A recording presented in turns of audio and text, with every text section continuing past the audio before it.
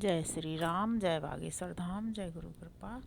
कल हमने कार्तिक मास के त्यौहार पढ़े थे। आज हम मार्गशीर्ष मास के त्यौहार पढ़ेंगे।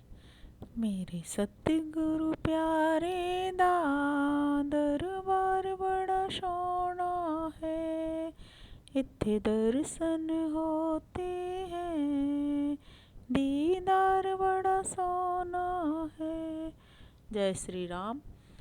मार्गशीर्ष मास में मार्गशीर्ष की कृष्ण अष्टमी को काल भैरव अष्टमी मनाई जाती है। भगवान शिव के दो स्वरूप हैं, भक्तों को अभय देने वाला विश्वेश्वर स्वरूप और दूसरा है दुष्टों को दंड देने वाला काल भैरव स्वरूप। जहाँ विश्वेश्वर स्वरूप अत्यंत सौम्य और शांत है, वहीं उनका भैरव स्वरूप अत्यंत रौद्र, भयानक, विकराल तथा प्रचंड है। शिव पुराण की शतरुद्र संहिता के अनुसार परमेश्वर सदाशिव ने मार्गशीर्ष मास के कृष्ण पक्ष की अष्टमी को भैरव रूप में अवतार लिया था, अतः उन्हें साक्षात भगवान शंकर ही मानना चाहिए। भैरव जी का जन्म मध्याह्न में हुआ था। इस दिन प्रातःकाल उठकर नित्य क्रम एवं स्नान से निवृत्त होकर व्रत का संकल्प किया जाता है तथा भैरव जी के मंदिर में जाकर वाहन सहित उनकी पूजा की जाती है। ओम भैरवाय नमः इस नाम मंत्र से षोडशोपचार पूर्वक पूजन करते हैं। भैरव जी का वाहन कुत्ता है, अतः इस दिन कुत्तों को मिष्ठान खिलाते हैं।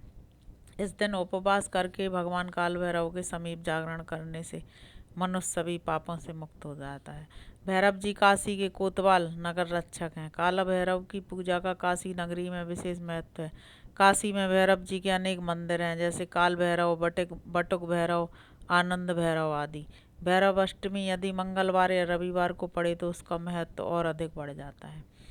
इसके बाद मार्गशीर्ष महीने की शुक्ल पंचमी को विवाह पंचमी मनाई जाती है। मर्यादा पुरुषोत्तम भगवान श्री राम का विवाह मार्गशीर्ष शुक्ल पक्ष की पंचमी को जनकपुर में संपन्न हुआ था। सीता स्वयंवर में भगवान के द्वारा धनुष तोड़ने के अनंतर विदेह राज जनक जी के द्वारा अयोध्या दूत भेजने पर महाराज दशरथ बारात लेकर जनकपुर पधारते हैं। इसके अनंतर विवाह की विधि पंचमी को संपन्न होती है। इसीलिए श्री अवध में तथा जनकपुर में विवाह पंचमी का महोत्सव बड़े समारोह से प्रत्येक मंदिर में मनाया जाता है। भक्तगण भगवान की बारात निकालते हैं तथा भगवान की मूर्तियों द्वारा रात्रि में विधि पूर्वक भंवरी या फेरा कराते हैं। अपनी परंपरा के अनुसार विवाह के पूर्व तथा बाद की सारी विधियां कुंवर मेला, सज्जन गोठ आदि संपन्न करते हैं। सज्जन गोठ विवाह की लीला भी कई स्थानों में इस अवसर पर होती है। देश के विभिन्न भागों में राम भक्त यह महोत्सव अपने अपने ढंग से आनंद और उल्लास पूर्वक मनाते हैं। इसके बाद मार्गशीर्ष की पूर्णिमा को दत्तात्रेय जयंती मनाई जाती है।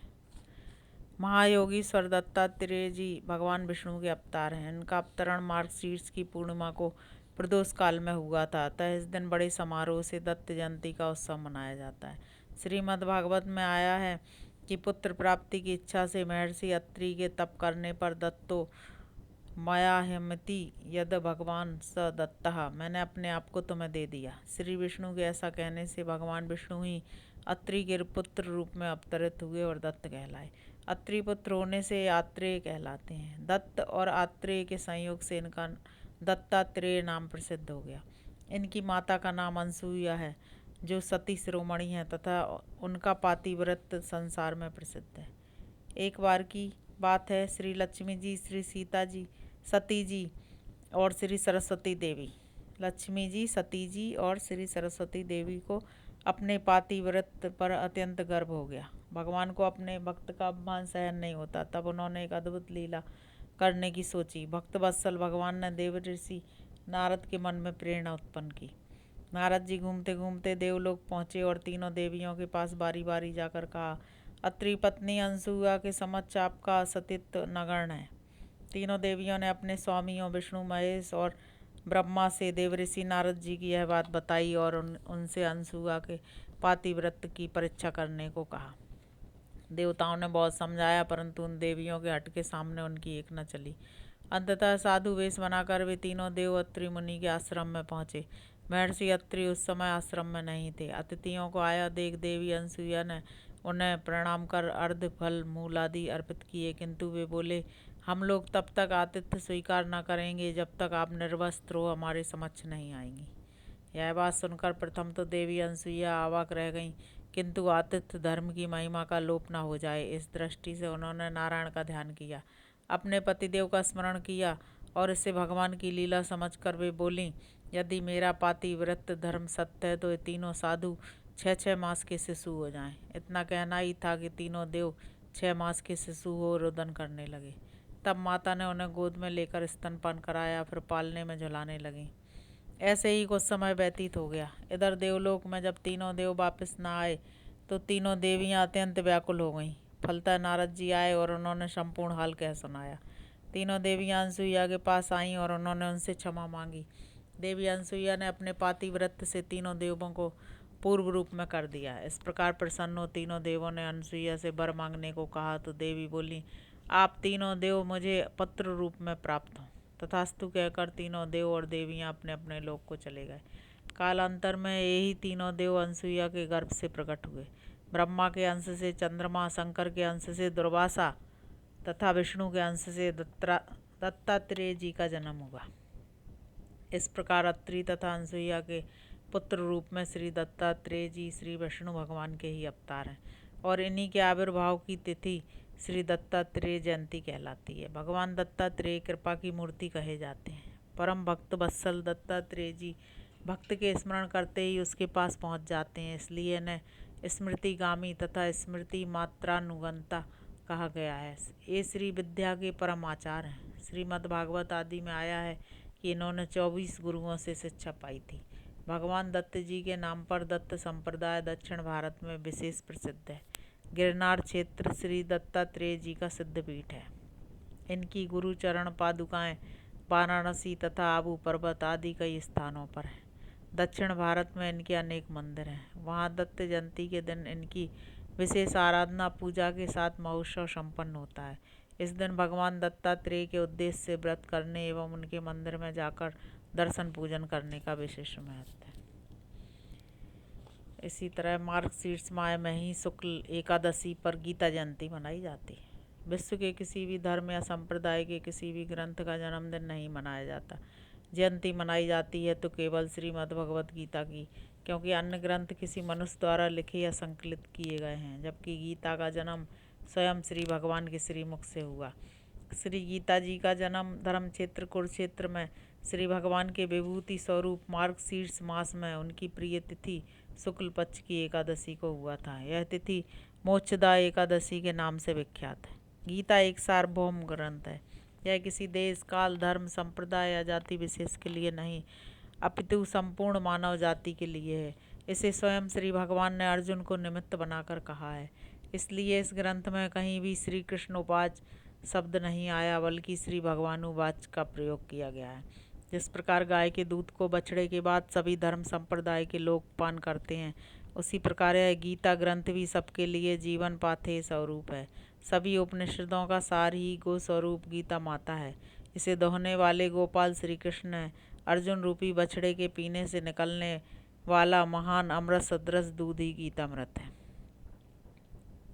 इस प्रकार वेदों और उपनिषदों का सार इस लोक और परलोक दोनों में मंगलमय मार्ग दिखाने वाला कर्म, ज्ञान और भक्ति, तीनों मार्गों द्वारा मनुष्य को परम श्रेय के साधन का उपदेश करने वाला, सबसे ऊंचे ज्ञान, सबसे विमल भक्ति, सबसे उज्ज्वल कर्म, यम, नियम, त्रिविध तप, अहिंसा, सत्य और दया के उपदेश के साथ साथ धर्म के लिए धर्म का अवलंबन कर अधर्म को त्याग कर युद्ध का उपदेश करने वाला यह अद्भुत ग्रंथ है। इसके छोटे छोटे 18 अध्यायों में इतना सत्य, इतना ज्ञान, इतने ऊंचे गंभीर सात्विक उपदेश भरे हैं जो मनुष्य मात्र को नीचे से नीचे दशा से उठाकर देवताओं के स्थान में बैठा देने की शक्ति रखते हैं। मनुष्य का कर्तव्य क्या है, इसका बोध कराना गीता का लक्ष्य है। गीता में कुल 18 अध्याय हैं जो महाभारत के भीष्म पर्व में सन्निहित हैं। गीता सर्वशास्त्रमयी है। योगेश्वर श्री कृष्ण जी ने किसी धर्म विशेष के लिए नहीं, अपितु मनुष्य मात्र के लिए उपदेश किए हैं। कर्म करो, कर्म करना कर्तव्य है, पर यह कर्म निष्काम भाव से होना चाहिए। गीता हमें जीवन जीने की कला सिखाती है, जीवन जीने की शिक्षा देती है। एक श्लोक के उदाहरण से ही इसे अच्छी प्रकार से समझा जा सकता है, जिसका अर्थ है हम सब बड़े भाग्यवान हैं कि हमें संसार के घोर अंधकार से भरे घने मार्गों में प्रकाश दिखाने वाला यह छोटा किंतु अच्छा स्नेहपूर्ण धर्म दीप प्राप्त हुआ है। अतः हमारा भी यह धर्म कर्तव्य है कि हम इसके लाभ को मनुष्य मात्र तक पहुँचाने का सतत प्रयास करें। इसी निमित्त गीता जयंती का महापर्व मनाया जाता है।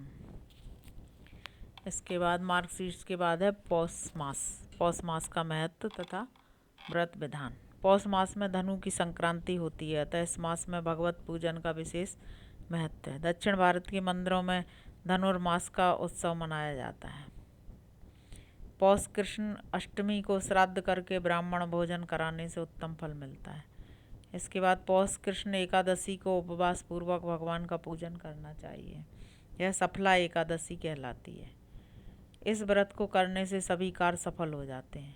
पौष मास की कृष्ण द्वादशी को स्वरूपा द्वादशी का व्रत होता है। यदि इसमें पुण्य नक्षत्र का योग हो तो विशेष फलदायी होता है। इस व्रत का प्रचलन गुजरात प्रांत में विशेष रूप से लक्षित होता है।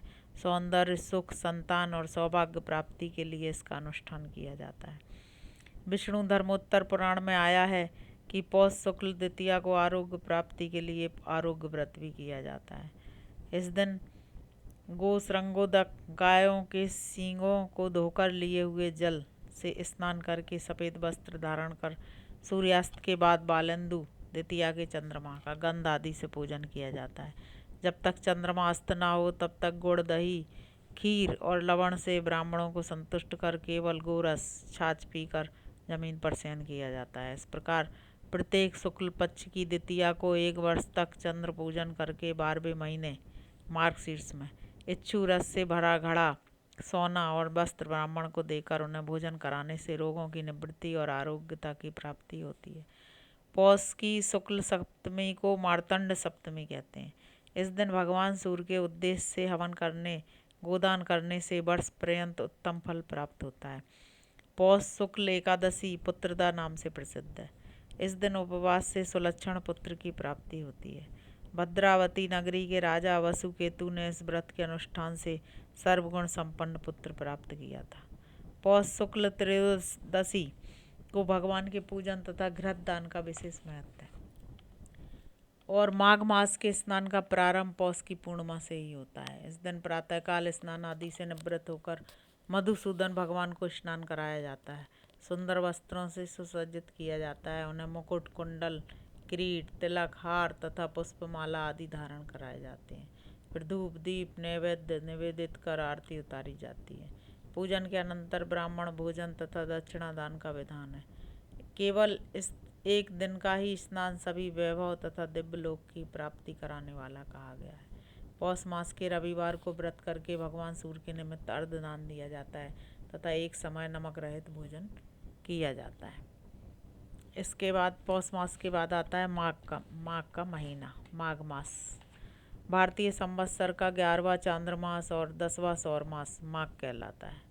इस महीने में मघा नक्षत्र युक्त पूर्णिमा होने से इसका नाम माघ पड़ा। धार्मिक दृष्टिकोण से इस मास का बहुत अधिक महत्व है। इस मास में शीतल जल के भीतर डुबकी लगाने वाले मनुष्य पाप मुक्त हो स्वर्गलोक में जाते हैं। माघ मास में प्रयाग में स्नान, दान, भगवान विष्णु के पूजन और हरि कीर्तन के बहुत महत्व है। गोस्वामी तुलसीदास जी ने श्री रामचरितमानस में भी माघ की महिमा की है। पद्म पुराण के उत्तरखंड में माघ मास के महात्म्य का वर्णन करते हुए कहा गया है कि व्रत, दान और तपस्या से भी भगवान श्री हरि को उतनी प्रसन्नता नहीं होती जितनी कि माघ महीने में स्नान मात्र से होती है। इसलिए स्वर्ग लाभ, सभी पापों से मुक्ति और भगवान वासुदेव की प्रीति प्राप्त करने के लिए प्रत्येक मनुष्य को माघ स्नान करना चाहिए। माघ मास में पूर्णिमा को जो व्यक्ति ब्रह्म वैवर्त पुराण का दान करता है उसे ब्रह्मलोक की प्राप्ति होती है। इस मास में स्नान, दान, उपवास और भगवान माधव की पूजा अत्यंत फलदायी है। इस विषय में महाभारत के अनुशासन पर्व में लिखा गया है, वर्णन किया है कि हे भरतश्रेष्ठ, माघ मास की अमावस्या को प्रयागराज में 3,10,00,000 अन्न तीर्थों का समागम होता है। जो नियम पर पूर्वक उत्तम व्रत का पालन करते हुए माघ मास में प्रयाग में स्नान करता है वह सब पापों से मुक्त होकर स्वर्ग में जाता है। जो माघ मास में ब्राह्मणों को तिल दान करता है वह समस्त जंतुओं से भरे हुए नरक का दर्शन नहीं करता। जो माघ मास को नियम पूर्वक एक समय के भोजन से व्यतीत करता है वह धनवान कुल में जन्म लेकर अपने कुटुंबी जनों में महत्व को प्राप्त होता है। माघ मास की द्वादशी तिथि को दिन रात उपवास करके भगवान माधव की पूजा करने से उपासक को राजसूय यज्ञ का फल प्राप्त होता है और अपने कुल का उद्धार कर देता है। जिन मनुष्यों को चिरकाल तक स्वर्गलोक में रहने की इच्छा हो उन्हें माघ मास में सूर्य के मकर राशि में स्थित होने पर अवश्य स्नान करना चाहिए। माघ मास की ऐसी विशेषता है कि इसमें जहाँ कहीं भी जल हो वह गंगा जल के समान होता है। फिर भी प्रयाग, काशी, नैमिषारण्य, कुरुक्षेत्र, हरिद्वार तथा अन्य पवित्र तीर्थों और नदियों में स्नान का बड़ा महत्व है। साथ ही मन की निर्मलता एवं श्रद्धा भी आवश्यक है। इस प्रसंग में पद्म पुराण में एक रोचक कथा आई है जो इस प्रकार है। प्राचीन काल में नर्मदा के तट पर सुब्रत नामक एक ब्राह्मण देवता निवास करते थे। वे समस्त वेद, वेदांगों, धर्मशास्त्रों एवं पुराणों के ज्ञाता थे। साथ ही उन्होंने तर्कशास्त्र, ज्योतिष, गज विद्या, अश्वविद्या, मंत्र शास्त्र, सांख्य शास्त्र, योग शास्त्र और 64 कलाओं का भी अध्ययन किया था। वे अनेक देशों की भाषाएं और लिपियां भी जानते थे। इतने विज्ञ होते हुए भी सुब्रत ने अपने ज्ञान का प्रयोग धर्म कार्यों में नहीं किया, अपितु आजीवन धन कमाने के लोभ में ही फंसे रहे। इसके लिए उन्होंने चांडाल से भी दान लेने में संकोच नहीं किया। इस प्रकार उन्होंने 1,00,000 स्वर्ण मुद्राएं अर्जित कर लीं। धनोपार्जन में लगे लगे ही उन्हें वृद्धावस्था ने आ घेरा। सारा शरीर जर्जर हो गया। काल के प्रभाव से सारी इंद्रियां शिथिल हो गईं और वे कहीं आने जाने में असमर्थ हो गए। सहसा उनके मन में विवेक उदय हुआ कि मैंने सारा जीवन धन कमाने में नष्ट कर दिया, अपना परलोक सुधारने की ओर कभी ध्यान ही नहीं दिया। अब मेरा उद्धार कैसे हो? मैंने तो आजीवन कोई सत्कर्म किया ही नहीं। सुब्रत इस प्रकार पश्चाताप की अग्नि में दग्ध हो रहे थे। उधर रात्रि में चोरों ने उनका सारा धन चोरी कर लिया। सुब्रत को पश्चाताप तो था ही, धन के चोरी चले जाने पर उसकी नश्वरता का भी बोध हो गया। अब उन्हें चिंता थी तो केवल अपने परलोक की। व्याकुल चित्त हो अपने उद्धार का उपाय सोच रहे थे कि उन्हें आधा श्लोक स्मरण में आया। माघे निमग्नाः सलिले सुशीते विमुक्त पापास्त्र दिवम प्रयंती। सुब्रत को अपने उद्धार का मूल मंत्र मिल गया। उन्होंने माघ स्नान का संकल्प लिया और चल दिए नर्मदा में स्नान करने। इस प्रकार वे 9 दिनों तक प्रातः नर्मदा के जल में स्नान करते रहे। 10वें दिन स्नान के बाद वे आसक्त हो गए। शीत से पीड़ित हो उन्होंने प्राण त्याग दिया। यद्यपि उन्होंने जीवन भर कोई सत्कर्म नहीं किया था, पाप पूर्वक ही धनार्जन किया था, परंतु माघ मास में स्नान करके पश्चाताप पूर्वक निर्मल मन हो प्राण त्यागने से उनके लिए दिव्य विमान आया और उस पर आरूढ़ हो वे स्वर्गलोक चले गए। इस प्रकार माघ स्नान की अपूर्व महिमा है। इस मास की प्रत्येक तिथि पर्व है। कदाचित असक्ता अवस्था में पूरे मास का नियम न ले सकें तो शास्त्रों ने यह भी व्यवस्था दी है कि 3 दिन अथवा 1 दिन अवश्य माघ स्नान व्रत का पालन करें। जय श्री राम, जय बागेश्वर धाम, जय गुरु कृपा। आज हमने मार्गशीर्ष मास, पौष मास की महिमा सुनी। मार्गशीर्ष मास को अगहन भी कहा जाता है। जय श्री राम।